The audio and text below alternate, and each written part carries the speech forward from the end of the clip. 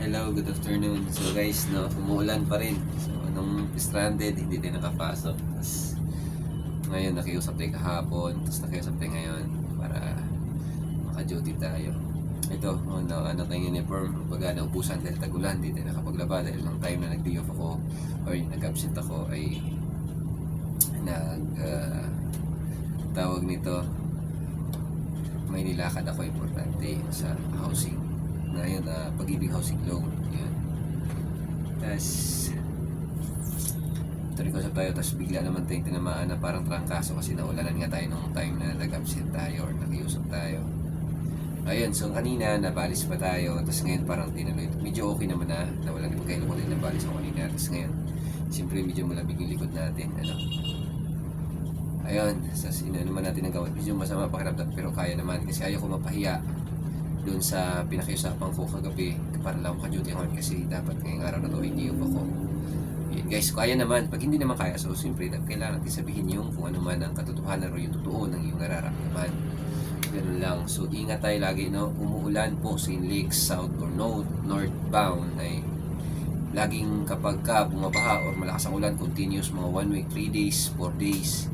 So yun, mga espalto ay talagang nabubutas yun. Matalsik kanina nga, muntik na nagtilapsikan sa lamin ko yung mga bato. So kinabahan ako, akala ko mabasag. So hirap magpaliwanag sa Pina pagka ganun, guys. At silaks-silaks na ang takbuhan natin.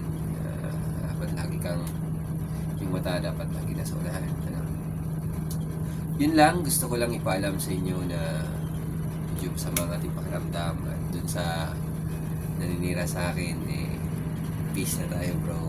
Hindi naman natin kailangan yun kasi nandito tayo, trabaho tayo bilang isang para sa pamilya. Baka naman sabihin mo, bakit wala ka namang pamilya at binata ka? No, hindi. Kasi marami po akong sinusuportahan. Ibibigay ako sa aking nanay, tatay. Ibibigay ako sa aking mga anak. Ayun.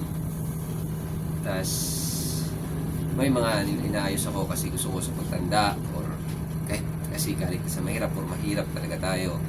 Yun ay para may iwan tayo sa ating mga anak kahit ba wala sila sa poder natin. Malay mo, ganun lang, sipag lang. So ganun lang, no? So gusto ko lang iparating sipag lang. Tsaka siyempre huwag kalimutan yung sa itaas at magdasal kayo lagi, no? Ayun, and good evening. So sana bukas maka-duty tayo kasi medyo okay naman tayo.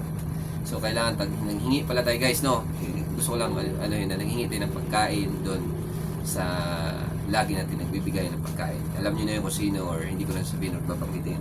Nanghingi ako ng sabaw, guys, kasi nga medyo ang aking pakiramdam ay hindi maganda. Sabi ko nga sa inyo kanina or sabi ko lang na hindi maganda ang aking nararamdaman. Gusto ko humigo ng sabaw, so nagpaluto ko, guys. Ginapalang ko ng mukha ko, total komportable naman ako sa kanya.